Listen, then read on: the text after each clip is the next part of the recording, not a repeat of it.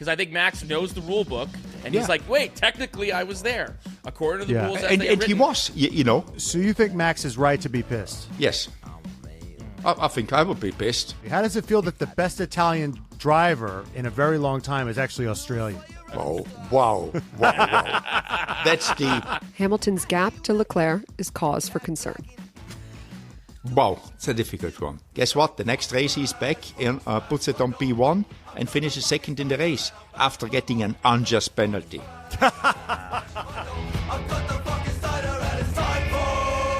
Hello, wankers. What's up, wankers? Greetings, Vankahs. It's Vankah Hours with Guenther Steiner, brought to you by BetMGM. Saudi Arabia in the books. Oscar Piastri is leading this championship. Max Verstappen's fighting with Mohammed Ben Sulayem. There's drama on track. Lando Norris, maybe he's choking. We got to get Guenther's opinions. Guenther, Saudi Arabia, what? First thoughts. I want your first thoughts. What was the penalty? Was it just or unjust? You know which penalty. Don't ask me now, Matt, which penalty. Yeah. You know what? We're going to get to that. Oh, okay. After the music, let's run it. No fuck smash, my dog. I'm done the fucking Steiner and I'm back for more. No fuck smash, my dog. I'm done the fucking Steiner and it's time for.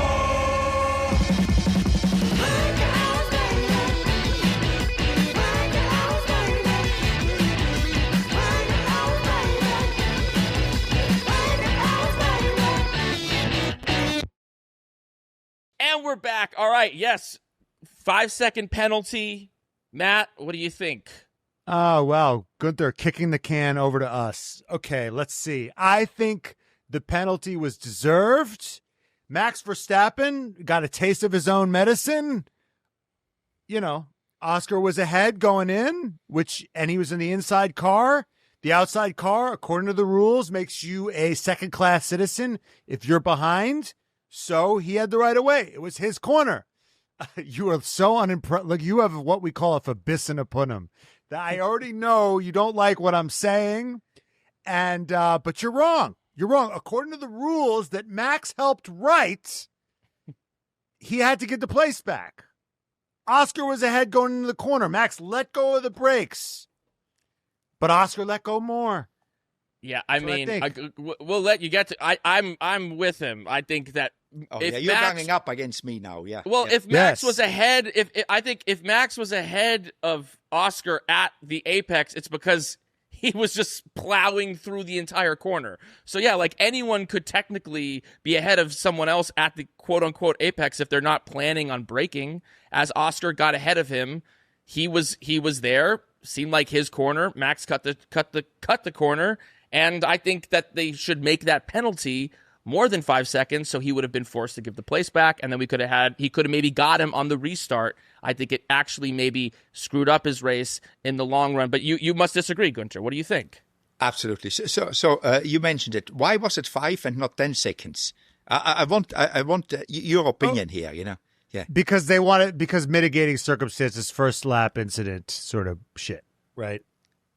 That was the reason. Because now we have mitigating circumstances. So either you're wrong or you're right in life. Or I have not seen a lot of things. It's like, you know, so they are not sure if it is right or wrong. So let's make it 5 instead of 10. You know, let's giving a little bit of a discount here. But so if I don't know, I wouldn't say if you make a armed robbery without bullets in your gun, is that mitigating or not? No. I mean, according to the law, no. According to the law, no. According to the law, no. It's armed robbery. Now, here's the question, Guenther. Now, I guess my question is, do you think it was wrong what Max did, or are you quibbling with the fact that they gave him 5 seconds? So, like, let's say they gave him the... I quibble with both of it. Yeah. No. If they gave him the 10-second penalty, would you be okay? No, I wouldn't be okay. But then they would have made a clear message. Because for me, it was like, in my opinion, it was racing. Obviously, there is games played here. And that's part of racing. You know, you cannot be always, I do everything. You try to keep your position. And you play with it, you know. And I think Max was in front. And that for, how he played that, it worked for him. It was like, as they said, mitigating circumstances. It was the first lap. If you do it on another lap, I would be, but you're racing. That is what racing is about. Should he go off and brake and let the other one by? No. And I always go back. You guys know who Max Verstappen is. He was an IndyCar racer.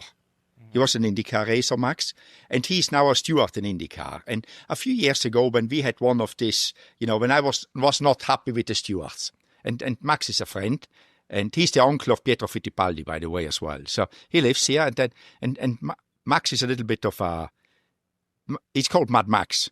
There's a reason why, Okay. So I asked him, how you do it in IndyCar? And he said, and we spoke about, and one thing which I never will forget is, if we have any doubt if something what happened is not a penalty, the decision is give no penalty. You know what I mean? If it is 99% clear that it is a penalty, it's still not 100%. Don't give it. And in my opinion, it was like, okay, it was a penalty, but we think so, but it was the first turn, so let's halve the penalty. Because, and in my honest opinion, I think Lando would have overtaken him anyway. Oscar would have taken, yeah. Yeah. Oscar. Either with strategy, I always mix Lando and Oscar up, it's age. It's my age now, Sure. That's, I'm not good with names, but Oscar would have overtaken him anyway. Either to the pit stop with the strategy, because he was clearly in control after he got in front. He was not playing. I mean, obviously he was racing, but he was no fear. But it would have done a lot better than waiting until he comes in and then Max comes out second. Okay, so Mike. Here's my next question for you. But now there's this new emphasis on who's ahead going into the corner. It doesn't really matter if you had any intention of making the corner, as long as you're ahead going into the corner. So now it's encouraging drivers to just really send it into the corner with no intention of making the corner, and then one person goes off, and then they and then it's just the sort of racing is over, and it sort of discourages sort of wheel to wheel racing, because there's a whole track where they could have kept going, but because of the way the rules are, you're really just incentivized to just send it into that first corner. And I guess my question to you is, Guenther, if you were FIA president, or you were running, which I encourage you to do, no one's stepping up, how would you change the rules at all to get rid of this nonsense of I was ahead at the corner, doesn't matter that I took my foot off the brake, doesn't matter that I had no intention of really making the corner, to sort of encourage a wheel to... Technically, I got there, because I think Max knows the rule book, and he's like, wait, technically I was there, according to the rules as they are written. He was, But they go against the spirit of the. They go against the spirit of the racing, doesn't it? But I don't know when this rule was introduced. But again, it's one of these things. Sometimes when you introduce something, you think it's going to work, and then everybody understands how it works and uses to their advantage because everybody does it. Then you have to change again. But everybody's scared to change because we made this rule, so we need to stick to it, because otherwise, whoever invented that rule is proven wrong. No, it's just like we learned more than we knew a year ago or 2 years ago. I don't know. It's the same with this track limits. That they make me go nuts. Because it's like every time there is something going on with these track limits. Or we didn't know that this result was just. Rethink it and do something different. And then if that doesn't work, do something again. But don't not stick, because we made this rule, it must be right now. Because somebody or someone who maybe feels hurt if it's now going to change again. Because I wouldn't even know who came up with this idea. And by the way, nobody cares actually, Nobody cares who came up with the rules. Yeah, exactly. Nobody cares. But the only one who cares is the guy or the person who came up with it, because everybody else has forgotten about, So it's... So you think Max is right to be pissed? Yes. Now here's another question. Be pissed. Now here's my next question for you. You're Red Bull. You kind of whether you think it was right or wrong, you're Red Bull. That happens. You kind of maybe have a feeling of what's going to happen. Would you just tell him to give the place back and come at him again? Because it seems like they're always indulging him. Christian Horner is like Johnny Cochran with the pictures and trying to, like with the pictures of the grassy knoll, trying to prove that there was some magic bullet that Max was right. I mean, they just seemed to defend him to the death. And Jonathan Wheatley actually said if he was still employed there, he would have just told Max to give it back. Yeah, I mean, that's sitting on the fence, because when you're sitting there, you want your driver to win. I mean, you need to be with your driver. I mean, and do you think, honestly, Max would have listened to Jonathan Wheatley?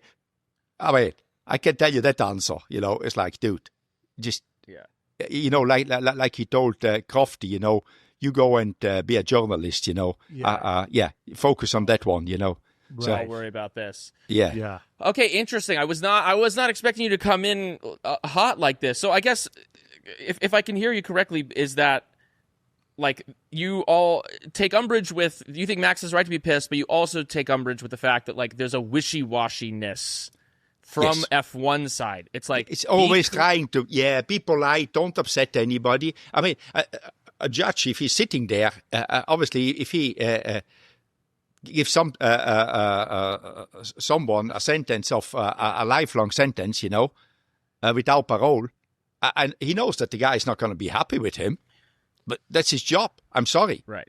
He's just doing his job, So, we and sometimes if you feel like it is, you did wrong, give him 10 seconds and justify it and explain it, End of story. If you're this, because it was the first. So now we have, again, a different rule for the first lap. It's again wishy-washy again, Yeah, right. But isn't it, there's also a thought where, like, I'm sure McLaren would have wanted 10 seconds. Mm-hmm. And, Max had all that extra time ahead. He only lost by 3 seconds in the end. Oscar almost got jumped at the restart by George Russell. Like, Max had a huge advantage by keeping that place for a while, and he had that I think he should get a penalty for that because he was very smart doing that restart, Right. No, my point is, Guenther, is McLaren was probably a little pissed that he only got 5 seconds. Max was pissed that he got 5 seconds. The fact is if everyone's a little pissed at the FIA is probably doing their job. Everyone's a little annoyed. That probably means it was a fair decision. I think that concept goes in a compromise. Yeah, you're right. If nobody's happy, we did the right decision. Like when you do a business deal, yes. Nobody's really happy with the deal, but that means everything is good. Yeah, that's a theory. I rather have two people happy than two people a little bit pissed, or two people really unhappy, so at least they can voice what they think. But anyway, going back to it, it's one of these things. I think Oscar, not Lando, Oscar would have got Max anyway again. Sure, Really? But that doesn't mean that they should or shouldn't have called the penalty. That shouldn't be like, well, he would have gotten him anyway, so why call the penalty? No, that is not. They shouldn't be. That. No, absolutely. First time today, I agree with you, Brian. Yeah, okay. They shouldn't base. They shouldn't base their a penalty on what will happen going forward because they know as much as we. Fuck all, So yeah. Right. Yeah. Well, yeah. I mean, Oscar, seemed to have pace in that race. I don't necessarily disagree with you, though. Oscar after the race said that he would have needed that because it was so difficult to pass. The dirty air was so intense, especially in that track. There was a pit stop in there as well where he could have get undercut or do something. Would have been. I mean, it was a great race anyway, but otherwise would have. It's one of these things. But anyway, that doesn't go into making a penalty or not. I agree with that one, Well, just before we get on to McLaren and Oscar and Lando, there's big news coming out of this race, which was the confrontation that Max had with Mohammed bin Sulayem after the race, where it appears that Mohammed was telling Max, do not disparage the FIA or the stewards, basically silencing him. So in his interviews after the race with Coulthard, he said, I can't really talk about anything. His interview was like 15 seconds long. And then after the race was continuing to say, well, I can't say anything. This reaching out, this overreach of like a principal scolding the student. Last time I saw that happen was Mattia Binotto, your good friend, with Charles Leclerc, and that didn't end too well for him. So I'm just curious your thoughts on, MBS censorship. doing that. On the censorship, Max's response. I mean, the tensions are continuing to mount between the FIA, Mohammed bin Salem, and F1 in general with Max and Verstappen the rest of the particular. world, and the rest of the world, yeah. I mean, this is real. Max is making a statement. He says, I'm not going to speak because I'm not allowed to speak anymore. Yes, and I think he played it very cleverly. Yeah. He sent the message without offending anybody, It was all done, if he was told not to disparage, so I say nothing. I mean, if you have nothing good to say nothing. He used that one to his advantage. And put it this way, I think he played it very cleverly, so at least he got away with not being too much, critiqued or what he should be, what he shouldn't be doing.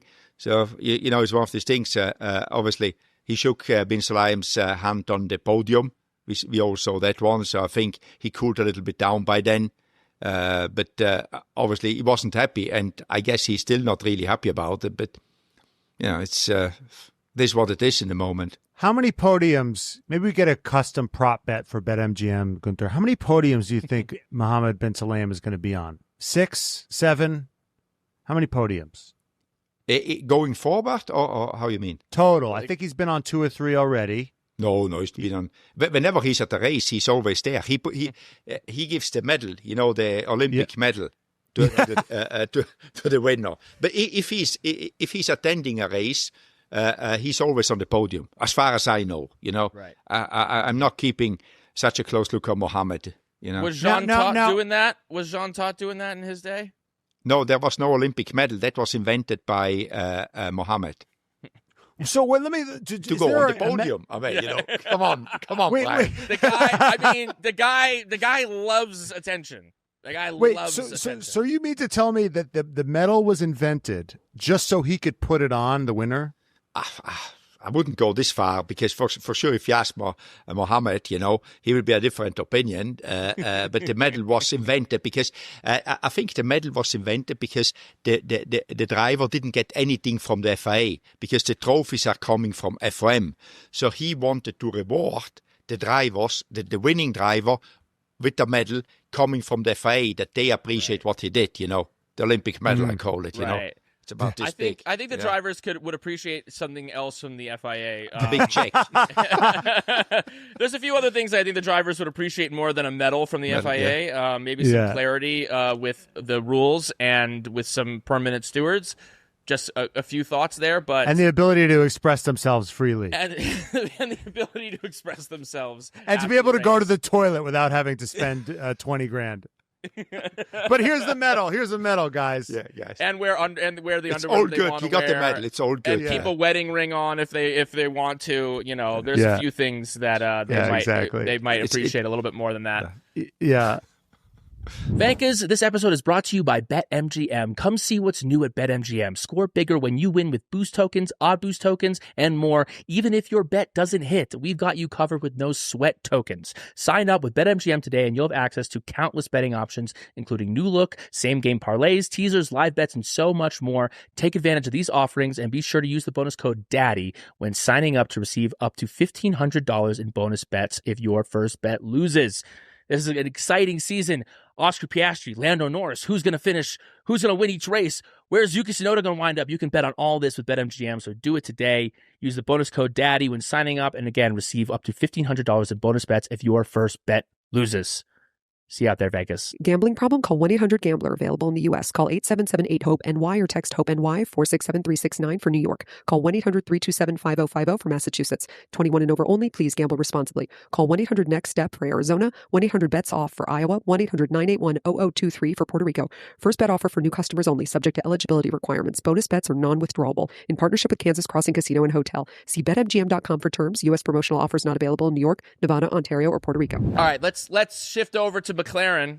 Oscar Piastri, your boy Guenther, now leading the championship. 3 wins this year. He's on a heater. Lando Norris crashes in qualifying. What do you make of your boy Oscar? I saw it coming. I told you all the way along. It's like, look at that grin. Yeah, Guenther, how does it feel? That is a shit-eating grin right there. Wow. How does it feel to be once in a while right? Oh, pretty good, I gotta spray some shit on it, obviously. How does it feel that the best Italian driver in a very long time is actually Australian? Wow, wow, wow. That's deep. That's deep, you know. Yeah. The best Italian driver, yeah. Yeah.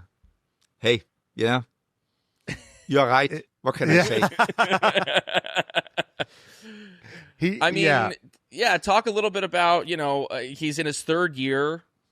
He's far less experienced than his teammate, but he's got ice in his veins, seems to be, emerging as one of the top talents in this sport. Yes, I mean, we all see it. He's so calm about things, so well behaved.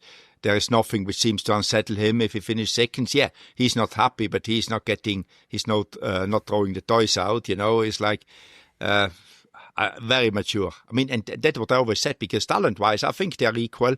He has just got that thing that he just stays calm. Whatever happens, he seems to be very non-Italian. Mm-hmm. So. Yeah, he's the anti-Italian. Yeah, I think that it's interesting. At what point? Because someone was saying in the comments, like, if the shoe is on the other foot, people would say, "Well, Piastri's got to get in line.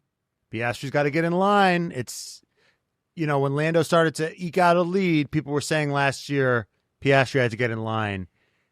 At what point is Lando going to have to get in line? Yeah, if Max keeps on, it's too soon. Yeah, but if Max is keeping doing what he's doing in the moment, I think they need to tell one to get in line. Otherwise, I was thinking if McLaren can be, I would say, quite dominant. It's not a real dominance, because every time something gets in the way,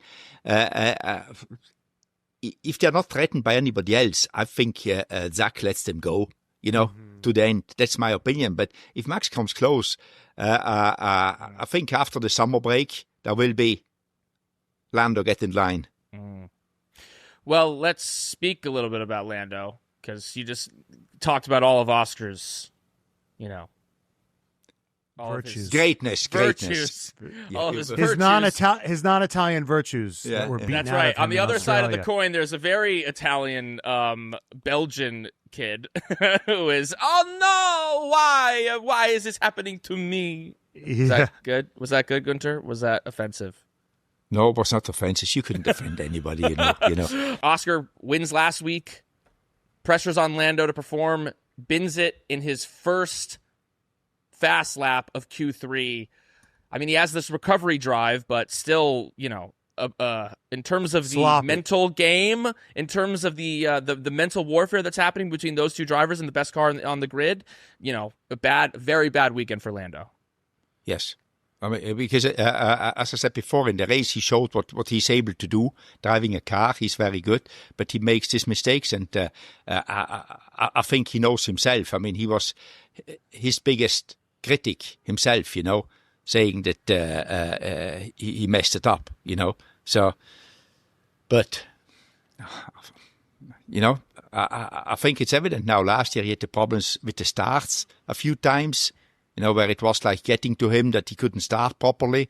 Mm-hmm. Now he's doing this, but I don't know. At some stage, I think he will do better when he has got the pressure away, or maybe when he's told get in line. Mm. I think because the pressure is away. Now, here's a question. Let's say you were team principal of McLaren, and what are you telling Lando? What's your advice to him? Just to stay calm. I mean, as I said a few times, it's the only thing you can do. Otherwise, you cannot advise him how to drive, because he can drive. This has nothing to do with driving. This has just to do with controlling your nerves, your focus, when you go out in Q3. And it's just not wanting to overdo it. I mean, I guess now he can see that Oscar is very fast as well. He can pull it off and just tries to, because it's so close between the two of them. And in the moment, he makes more mistakes than Oscar. I mean, it's interesting because last year the knock was the starts, that it was kind of racecraft. But he had Oscar last year in qualifying. I mean, the last 2 years he's had his number in qualifying, and this year, when qualifying so much, it's even more important than it was the last couple of years because of how close these cars are. now all of a sudden he's faulting on the thing that he used to be the strength.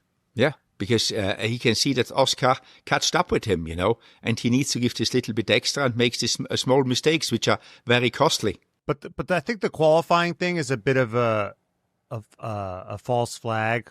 F1's one of these things where you could look at it one way or the other. You could say, I beat him 20-4, so he dominated him in qualifying. But you could also look at it like, if you actually look at the deltas, they were always very close. So you could say that extra year that Oscar had, he could gave him of experience, gave him now that delta is now shrunk to like nothing. Right. And he's even closer now than he was before. And the delta that was a few hundredths or a tenth is now nothing. So I think the 20-4 qualifying is misleading, honestly. But and there's more pressure now. So just like, this is like at this point, this is chess. This is mind games. This is golf. This isn't football where you're, and I get to tackle the guy. It's about being calm and calculated and cool under pressure. And I think different people have different ways of getting there. Like, from what of Lando, I mean, saying to him, keep calm, that's one thing. But like, is there anything else that you would try to be like, go take a vacation?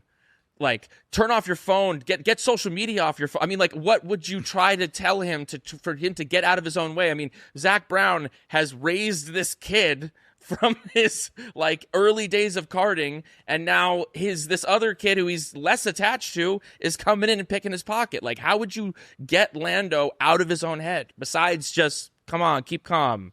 I think that these drivers, they're so well prepared.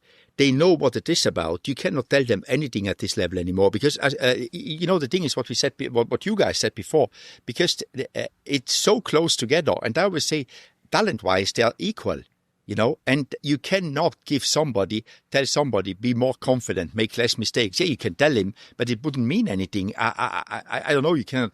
I mean, if Lando wants to go on holiday, he goes on holiday. Nobody has to tell him. I think he needs to, when you're in this position that you won a world championship, in my opinion, you should have the confidence to work on your own downfalls, and he knows them exactly what they are. I think he knows them better than anybody else. And I would say his father, Lando's father, it's a very smart guy, and coming from the family. It's because I don't think his father is very emotional about things. They've got some racing fathers which tell the kid, oh, you're the best anyway, don't care about anything. I think his father is very mature, in the end, he's still his father, Blood is always thicker than water, but I think he tries to give him that calm. That's the only thing. He just needs to calm down. There's nothing else he can do because all the rest he has got. He has got the fastest car. I feel like you wrote about this in your last book, that there is, in the modern F1 driver is surrounded by too many people. And but I don't too think many Lando. I always said with Oscar as well. What I like with him, who has got around. Mark Webber. I don't know the inner circles of Oscar. I don't know the inner circles of Lando, but I see both of them, how I see them. Oscar has got Mark Webber around, which Mark has done it himself, won races. Who better you want to have? But I don't think he's got anybody else. And he listens to this guy, which has done it himself, which is a difference than to listen to somebody which has never done Formula One, which just tells you what you want to hear. And I don't think Mark is the guy which tells you what you want to hear from him. He tells you his experience, and it's credible because he has done it. He won F1 races, and I think. But I see the same with Lando. I don't see him with a lot of people around him. His father is around, but I don't think his father is the guy which tells him everything what he does is great and just do more of the same.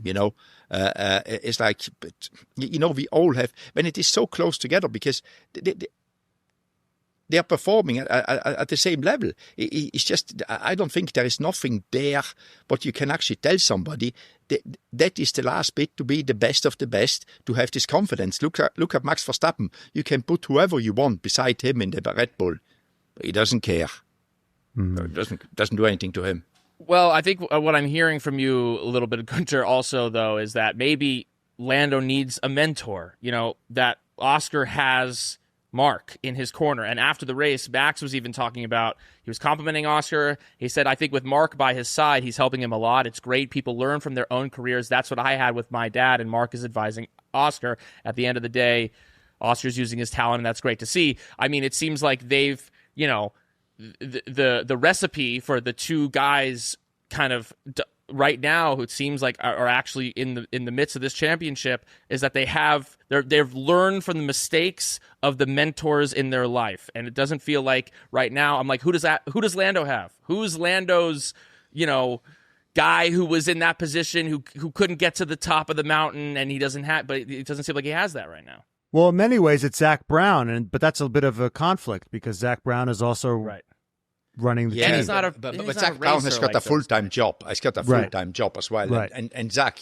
has never won an F1 race or participated, Not yet. Not yet. Oh, okay. Zach? Yeah. Vankahs, this episode is brought to you by Skims. A good pair of underwear can literally change your entire day. When you have your favorite pair of underwear, you grab them and you say, today's going to be a good day. And for me, that's my new Skims underwear. When I found out that Skims was making underwear for men, I have to admit I was pretty excited. My girlfriend's been buying Skims for a long time. She's always talking about how great it is, how comfortable it is. Well, that's great for you, but what's that got to do with me? And now it does, because I get to feel like a cool, sexy guy, and my girlfriend gets to feel like a cool, sexy girl, both of us in our Skims, baby. I love their cotton 5-inch boxer brief and also their stretch brief. I wear the stretch if I'm getting a little bit athletic, if I'm going to the basketball court, going to the gym, or if I'm going to a wedding, I need to dance. I break out the stretch brief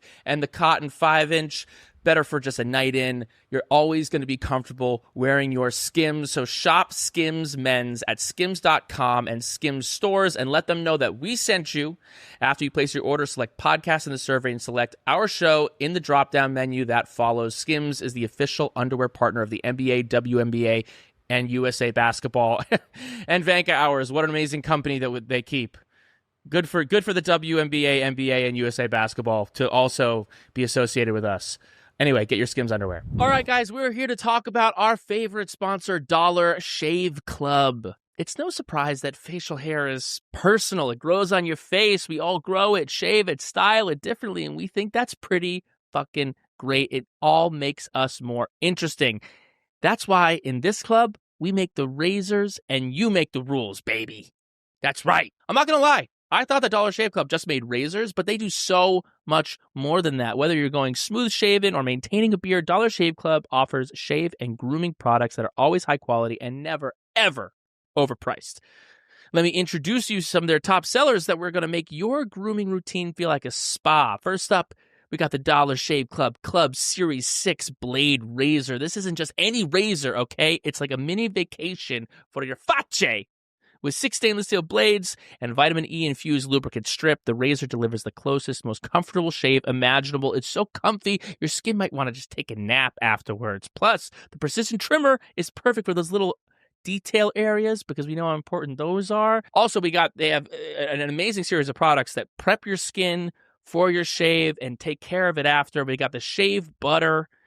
It's the top-selling shaving aid. It's true. I use it, and it's so much more helpful than when you put all the white, puffy gunk on your face because you're like, am I even getting this stuff? This goes on clear so you can see exactly where you're shaving. But don't take our word for it, Vankahs. Try it for yourself at Dollar Shave Club. Products are now available everywhere, so you can order them from their website, Amazon, or get them at your favorite retailer near you. Alternatively, you can visit their site right now for 20% off, $20 or more. Get your products delivered right to your door. Visit dollarshaveclub.com/Red Flags and use the promo code Red Flags to get 20% off, $20 or more. And remember, whenever you shave, welcome to the club. What I want to say is, and I question that one as well. Like, look in tennis. What does a tennis player normally take? A former tennis player to coach him along. And they change him quite a bit. And, as soon as you retire, you go, and I don't think they're called coach, I don't know what they are called, but advisor, and they take them along just to have somebody they can bounce off what they're doing, which has done it himself. I think that's the reason. And in F1, that doesn't work because maybe some of the people do not like to have somebody around which tells them what they don't want to hear. And if you are open to that, I think you're going to be a better athlete. If I would be an F1 driver, I would do that. I would try to find somebody who actually can tell me how to get better. Not just somebody who tells me yes to whatever I say. I don't need that. Right. No, it does seem like it's a gap of kind of in this market. They all have their physios and they have people around them that get them in shape, but it's rare that you see like a real true driver coach, someone who can who's been in that position. I think the first one is Oscar. Yeah, I think that. Obviously Max as well, but Max is his father. I think it's a little bit different, Yeah. But maybe that'll become the new trend. I think maybe we started a trend here. Maybe some of these drivers listen to us and think about it instead of saying, "Oh, I asked my physio because he for sure says I don't need that." The physio doesn't know. The physio doesn't know shit. Martin Brundle managed a few drivers. I'm pretty sure. Well, it's weird. Fernando Alonso managing Gabriel Bortoleto. That's not going so well right now. I think it's a different level of management as well. Mark Brundle managed a few drivers, but that's proper. It's management on a lot of other things. It's not like a coach. Right. I think it's more like a coach. You need to have somebody beside you which focuses 100% on you and doesn't have another 900 things to do in life. Right. Because Mark, for example, stopped doing TV when he started to coach Oscar properly. Mark before was all Sky. I mean, thanks of that, I picked up a gig in Australia to do TV there because Mark didn't want to do it anymore. So there we go. There we go. Do you think that Mark has there's an extra bit of satisfaction when Oscar beats Red Bull? Do you think it's like it tastes that much sweeter? No, I think Mark is just happy that Oscar wins. Yeah. Okay. You don't think Oscar upsetting the apple cart as the number? Well, let's how about this? How about Oscar being the quote unquote number 2 driver and then upsetting the apple cart? And Lando is kind of like the Vettel in this story, and Oscar is the Mark upsetting the golden boy status. I mean, it's for sure cool for him, I mean, but it's one of these things. I mean, that's what you try to do when you are prove yourself, and he's doing it. I mean, there's nothing better. He didn't talk about it. He just went there. Last year, he got a little bit critiqued. Yeah, you're number 2 because Lando is this much better. Just go and do it, and with a smile. Well, Guenther, who still needs to prove himself, according to James Vowles, Max Verstappen, because I don't know if you heard, he said that, Mercedes got a good thing going. Why are you going to ruin it with Max Verstappen? Why are you going to ruin it? This guy brings baggage. This guy brings some bad vibes. He said he had downsides. He said Max had downside. What do you make of James Vowles saying that Max Verstappen has downsides? I mean, I think anybody who wants to win the world championship can live with Max's downside, because it's look what he's doing with the Red Bull, because for sure that car is not the fastest car out there, but he keeps on doing it, and as much as controversy in Bahrain, when he was not happy, guess what? The next race he's back and puts it on P1 and finishes second in the race after getting an unjust penalty. Well, when there's downsides, it usually means that there's also upsides, and a lot of them. There's a lot of them. There's a lot of upsides with Max Verstappen. He's very quick. I mean, if James Vowles haven't found out that one, Max is very quick. James. What's his manager's name? Richard. Who? Max's manager's name?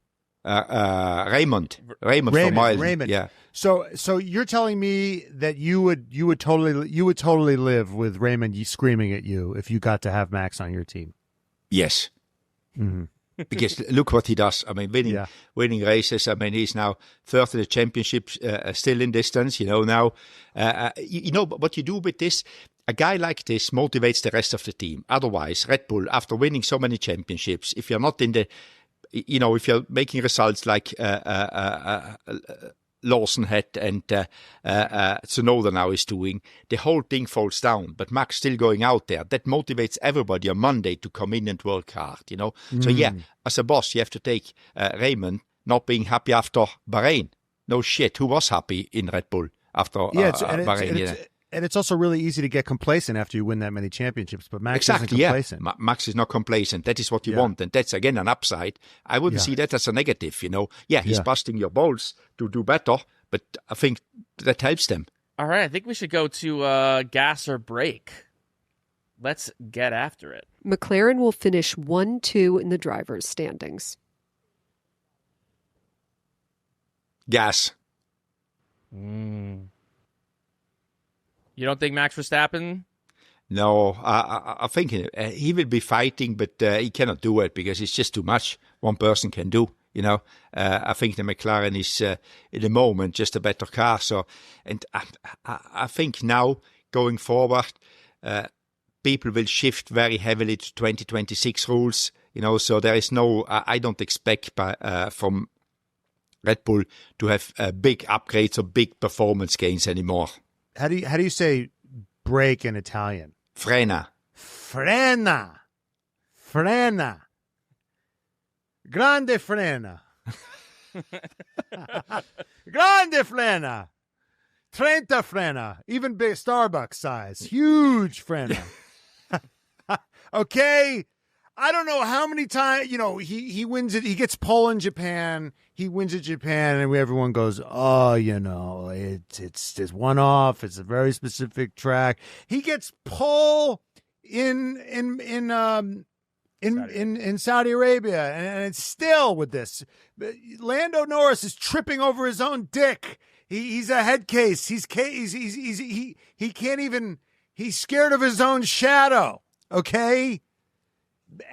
He doesn't know what he's completely collapsing, and we're still saying it's a given that they're going to finish 1-2. I think Max is not out of this. I think Lando is going to falter. I think Lando and Oscar are going to take points off each other, and when the going is good, Max is going to collect. I think Max is going to come in second, maybe even first. Who knows? Who knows? I think it's just disrespectful to count Max out at this juncture. Disrespectful. Whoa, wise words. How do you say disrespectful in Italian? I need to think about. Respettabile. Non respettabile. Non respettabile. Well, I'm going pieno di benzina. Is that right, Guenther? That's a full gas of a tank of gas. There we go. Full gas. I think that, you know, Max can pull off these miracles every now and again, but I still think the McLarens have too much for that car, and I think that while right now it feels like Oscar Piastri, it's his championship to lose, I leave room for Lando Norris. He's streaking bad right now. Whoa. I need to come in here. It's a few races ago, it was like, yeah, I don't think he will win. Now it's already his championship to lose, you know. Well, he's got all the momentum. Yeah. He's in the driver's seat. Now it's easy for him. Yeah. And my boy no, it's not easy for him, but when Lando's crashing in Q3, He's not making it hard for him. He's not making it particularly hard for Oscar right now.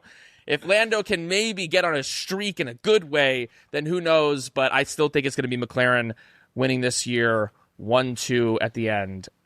Next round. Hamilton's gap to Leclerc is cause for concern.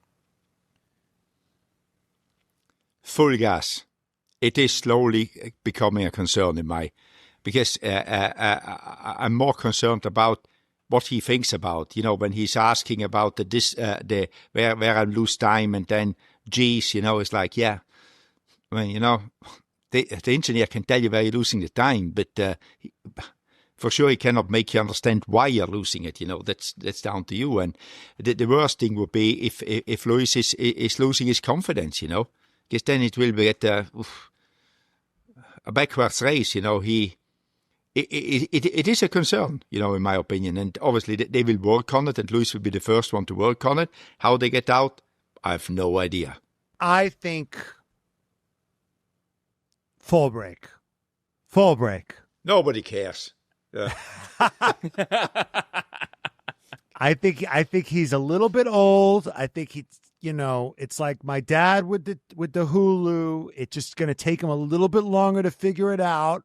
But once he's dialed in, once he gets acclimated, he's not a spring chicken like Carlos Sainz. He's not going to get right into it. But once he accepts his new reality, it'll be fine. And then maybe next year it'll be even better, because this entire regulation set seems to not agree with him. I'm going gas. We've seen it at times. Death taxes, baby. Only things that you can be guaranteed in life. You get older, sometimes you lose a step, and what is more concerning is that in this time where he's found this young hotshot, Charles Leclerc, who's been at the team for a long time, the gap, besides that sprint race, it's been Charles Leclerc this year, especially now, and I do wonder if the doubt is starting to creep into Lewis's mind. Him on the radio is of concern. Lewis, who normally seems confident, when George was beating him, he beat him 2 out of those 3 years at Mercedes. Lewis seemed kind of unfazed by it. Just kind of like, yeah, whatever. I'm still Lewis Hamilton. I don't care. Right now, it feels like he is he's looking around and he's feeling concerned. So his concern is my concern. He said he needed a brain transplant, but if anybody could get a brain transplant, Lewis Hamilton. I do think that next year could be will be the telling, because it's new cars. Yeah. He's hated this regs the whole time. And the cars will be smaller, more what he was used to when he was dominating. Next prompt. Hadjar is the best rookie on the grid. Break. We don't know yet. It's too early to say. Who is the best. We don't have enough samples yet. The sample count is low. So for sure he's one of the best. He's doing very well. Very mature. I didn't expect that from him. Not that I know him or, but he's doing very well. But I think you have to wait. And then a few of them haven't been given a real chance to shine, like Bortoleto. He was, that's why I say, just wait. I'm not saying no, but just wait. That's why I put the brake on. I'm going Volbremse. You're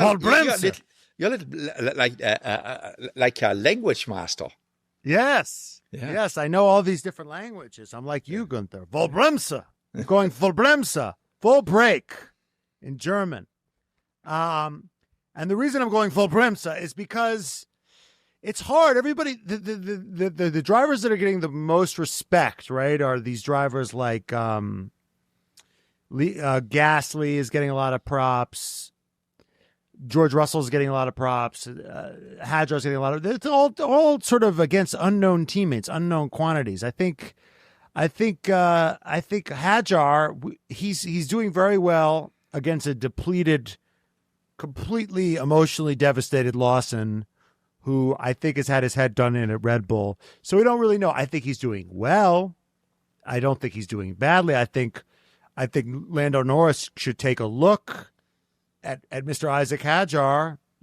Guy crashed 3 seconds into his first race, completely cried, and then has now bounced back. But I think I'm skeptical of Lawson's fitness at the moment. So I don't know if that would make him the best rookie. I would probably say Ollie Behrman, the way he's been. I think Ocon is like sort of a more of a known quantity. So I think the way that Behrman has been out-qualifying Ocon has been really way more impressive than anything Hadjar's done against Lawson. So I think Behrman's probably been the most impressive rookie in terms of qualifying pace. I am feathering the gas, feathering it. I am going into the corner with a little bit of hesitation, but I'm still hitting it. I hear that. I think that, but before Yuki went to Red Bull, Hadjar beat him in one qualifying. And now Lawson's coming in. I understand that he's depleted after this whole thing, but that's a car that he knows. He was in it last year. He drove well last year. He seemingly still has something to prove. And Hadjar, after that first race to bounce back, honestly, I'm thinking this kid's mentally tough. Like, that's a big thing to bounce back from. You could absolutely be in a hole after that. So I think right now it's between him and I agree Bierman, but I'm putting him up at the top. Next. VCARB will replace Lawson or Hadjar with Arvid Lindblad next year. Break. Full break. I think they want a little bit of calm in there. You know, I mean, Hadjar could go to Red Bull from VCARB. No! Yeah, if Tsunoda goes, I mean, if Yuki doesn't do anything good, I think it is a test for him. I don't think that Yuki goes back to VCARB. Either he stays at Red Bull or he goes somewhere else or he goes home. But I don't think he's go back to VCARB. And if that happens, Hadjar, obviously what we just said before, it will be that he's a candidate for that one, so they have a seat free. So maybe it was a little bit too early to go on the break. So I maybe let off a little bit and see how it works. But in the moment, I see it to stay what it is, because I don't think they let Liam Lawson go after what happened in the beginning of this season. They will give him another second year at VCARB and then see what to do. And Lindblad is very young, you know, so I think we shouldn't, now jump to the conclusion because he won his first F2 race that he's the next F1 world champion. Accelerata! Okay? I'm going full gas. Okay? Because we talk about, old dogs not learning new tricks. Yeah, you're basically saying, Guenther, hey, maybe Helmut Marko will change. Maybe the 900-year-old guy will change and not rush to put a new guy in. I think that's crazy talk, Guenther. Absolutely insane. He's gonna replace the Well, wait a moment. Hang on. But Dr. Marko just announced his the guy which we're going to replace him. You know, so he did it himself. Nobody else did it. You know, saying that Vettel will take over his job. You know, so but when? He'll take over his job from his cold, dead hands. Yeah. That's right. Okay. All right. Yeah, he didn't say when. He didn't give him a timetable, But my point is, Helmut is going to get excited over Arvid Lindblad and then throw him in and he's going to replace whichever RB driver kind of gave him a weird look. Put it this way. The guy which will not leaving Red Bull is Max Verstappen, correct? Well, we'll see. Really? Are we sure about that? Yeah, because $300 million at him. Because James Vowles said he comes with some negatives, So don't take him. Yeah, that's right. Damaged goods. Yeah, I'm going gas for similar reasons to Matt. I think that if Lindblad continues to do well and he has enough flashy performances in F2, we see what Helmut Marko can do. Nick DeVries, who they had never even met before, has one good race at Monza, and then all of a sudden they've thrown every other driver in the trash bin. I think if Lindblad, one of the youngest, I think maybe the youngest F2 winner ever, that's a nice, sexy title there. And if Lawson continues to struggle and Hadjar has his number this year, I don't see that Lawson, I don't think they keep him around. Next prompt. Alpine should replace Jack Doohan.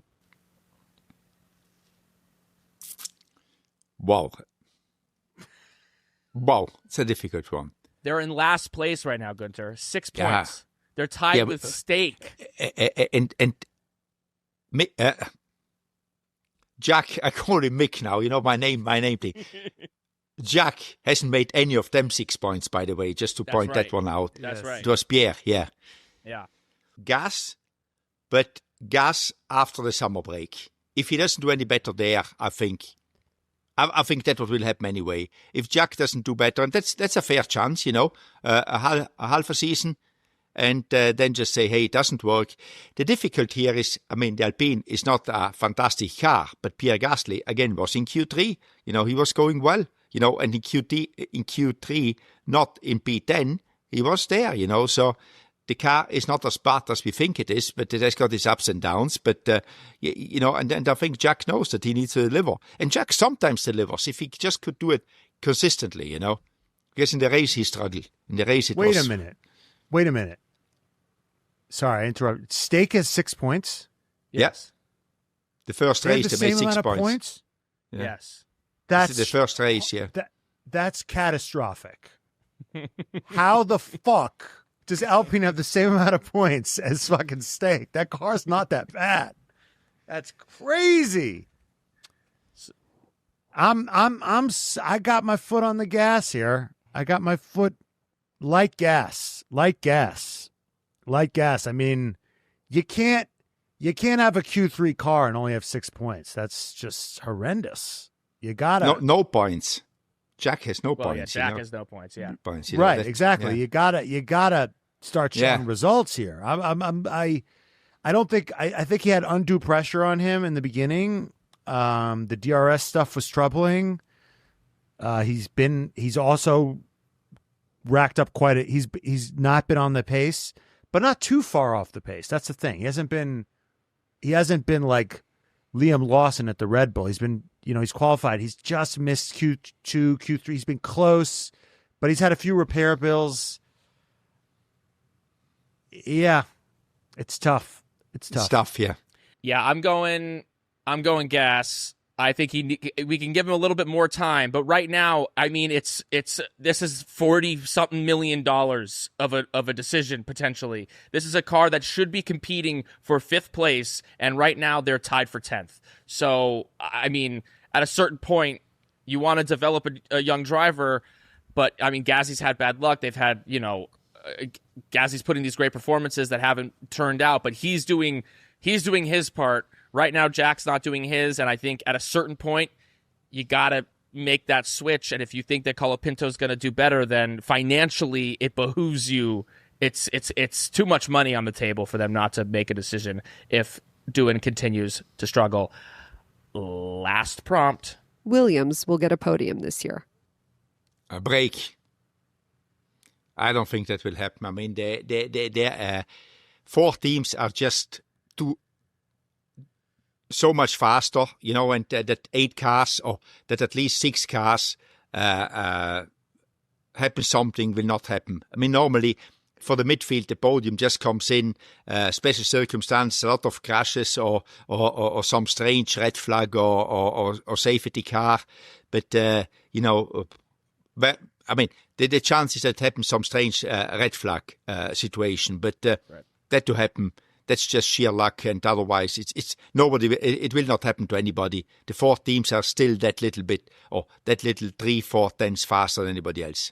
I'm going gas. I think there's one of these weird races where some shit always happens, where Ocon or Gasly or some weird thing happens.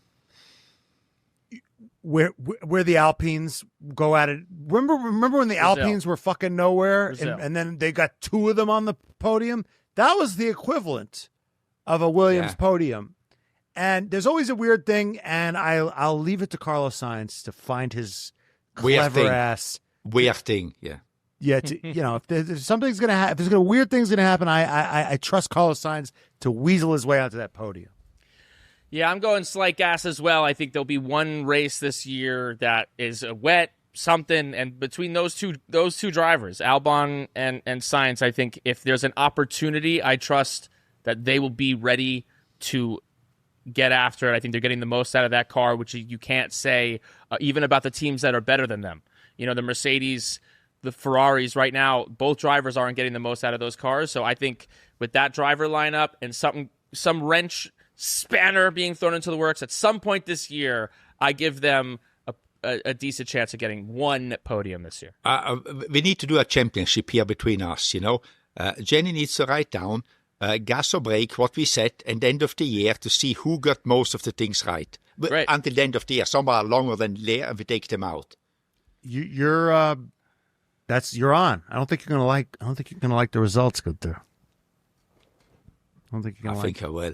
I think you might. I think you might, but that's all right. All right. Guenther, let's go to Rockstar and Wanker for Saudi Arabia. Guenther, who was your Rockstar for Jeddah? I think Carlos Sainz.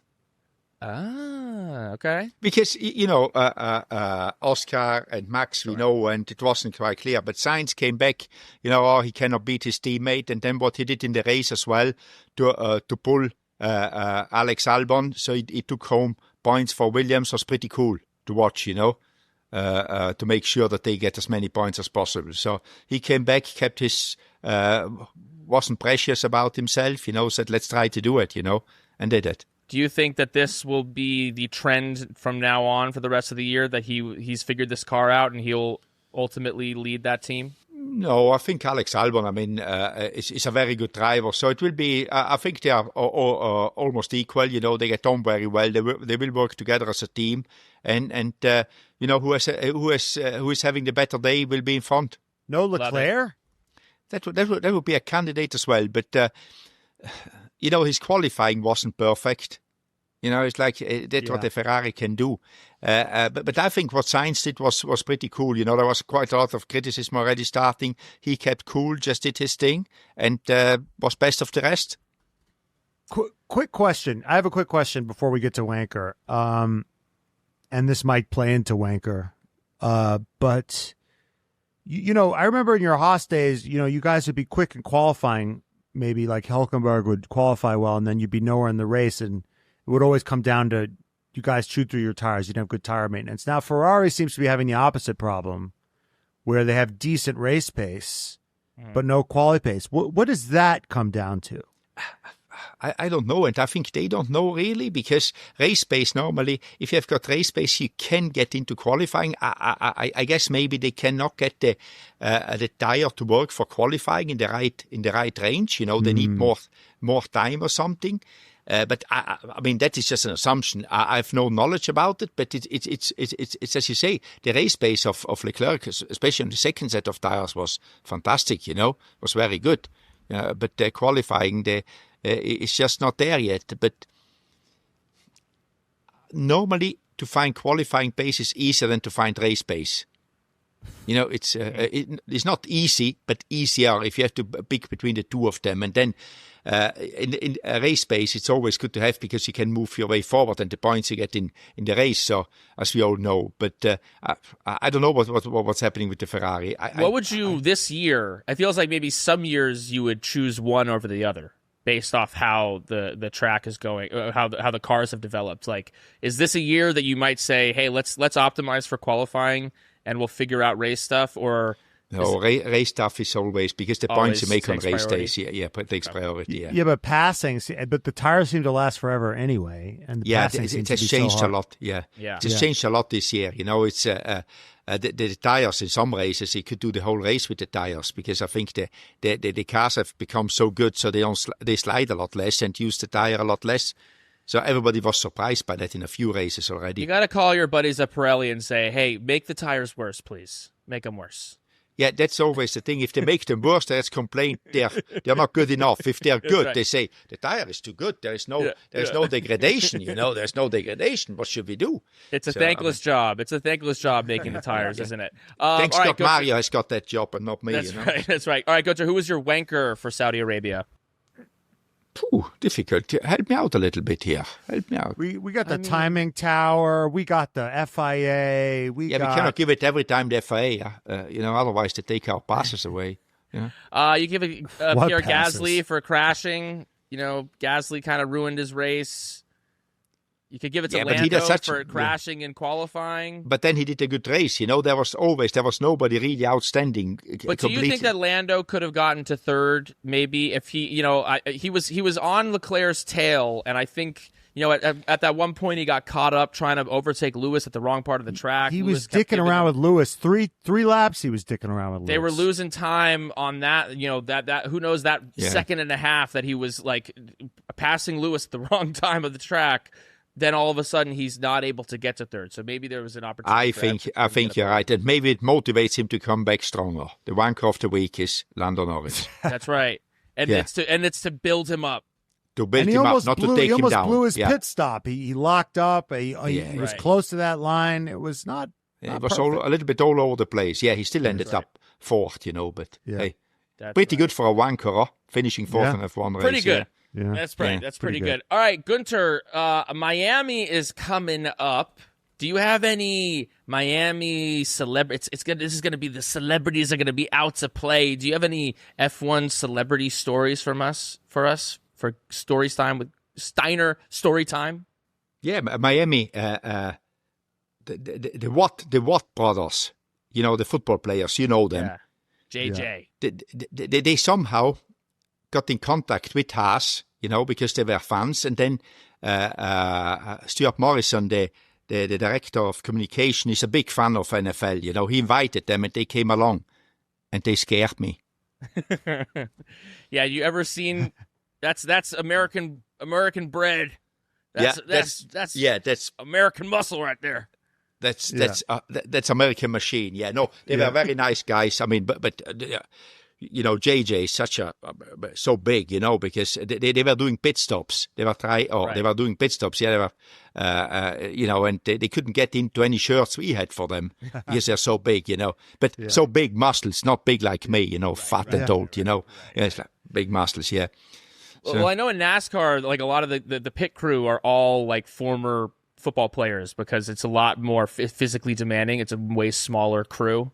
Do you need big guys like that in an F1 garage? No, not really. And you cannot do it because you're limited by the people you can have. In NASCAR, as you said, there are pit crews which just do tire change. And in F1, the physical part of it, you need to be knowing what you're doing. I'm not underestimating it, but it's not very physical because there's so many. Everybody does a little bit. In NASCAR, they run around and the tires are a lot heavier. They have to put them on and off. In F1, it's more up here, than anything else. But being strong always, or not always, most positions helps. Taking a wheel off if you're big, it doesn't hurt you being strong. But can a normal guy do it? Yeah. Do you want to be particularly small? Oh, no. But you don't need to be JJ Watt to take a wheel off, Gotcha. Well, Miami is coming up. Hannah Scoggins asks, what is your must-have for any Grand Prix weekend? What are you packing for Miami, Guenther? I'm packing my new shoes for Miami. My new Piloti shoes. Your new Piloti shoes. Can we see them? You want them both or just one? Ooh. Whoa. And what's that on the side nice. there, Guenther? What's that on the side? It's carbon, so I'm light, so because I'm getting older as well, so I need to lighter shoes so I can, it's less physical for me. So they are lightweight, cool shoes. Also, if you need to kick somebody out of the way, you've got protection. That's right. Exactly, yeah. And I can kick harder because they're lighter, Yes. That's right. Well, those are the Piloti Compass sneakers. And Piloti are the shoes that you must have if you're a racing enthusiast. They were born from passion of motorsport with roots in designing performance driving shoes for professional racers like you, Guenther. You're a professional racer, whether you want to believe it or not. And with Piloti, you definitely are. I'm now with Piloti shoes, yeah. We speak to the hardcore racing fans, but also those who appreciate motorsport culture, lifestyle, and the personalities that make it exciting, just like Piloti. So whether you're a weekend track junkie or just love the style of motorsport and you want to look cool like the one and only Guenther Steiner, Piloti bridges the gap between high-performance driving gear and everyday wear, like a finance bro who secretly loves Lewis Hamilton and his style. Their collabs bring racing-inspired footwear to an audience that lives and breathes motorsport just like us. And if you want to get your Piloti shoes, then you can go to Piloti.com/discount/Vankah A25 and use Vankah A25, all one word, at checkout for 15% off your order. Okay, one fan question, and then we'll get to our predictions for Miami. Guenther, are you going to be doing, this is from One and Joan Lee. Will Guenther be at any F1 race and do post-race interviews for the winners? Are you going to be doing any of that? I don't know. They normally tell you just on Saturday. They ask you on Saturday if you can do it. So I have no idea. And I don't know how they decide and how they do it. Just like... Are you excited when you get that call, or are you like, oh, God, okay? Yeah, it's more, oh God, I hope I don't fuck it up, It's like normally, Right. Love it. Okay, well, Miami's in 2 weeks. We got a week off, but the people need your predictions. What do you think is happening in Miami, Guenther? What's your podium? My podium is Lando will be coming back. He won there last year. Mm-hmm.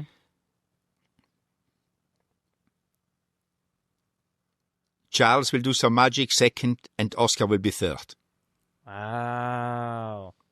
So Lando will be getting a lucky safety car again, is what you're saying. And Don't be negative, as always, Matt, Okay. You heard it. You heard it. Lando's going to win his second one. I like it. Matt? I'm going Oscar Piastri. He should have won that race the last time. He's going to be thinking about it. He's going to be upset about it. This kid doesn't need more motivation, but he's got it. He could have won that race last year. It's going to be Oscar. I'm going to say Lando. He's going to decompress. He'll finish second. And yeah, why not give Leclerc number 3? I like it. I am going Lando Norris as well, winning that race. What did I say? Yes, I made this prediction yesterday, and I don't even remember what it is. I think Max Verstappen's getting third. I think that Oscar Piastri's getting second. That's my podium. All right. We'll see you in Miami, Guenther. We'll all be there. We're looking forward to it. Until next time, Vankahs. Goodbye, Vankahs. Goodbye, Wankers. I'm a boss. I'm a red flag heavy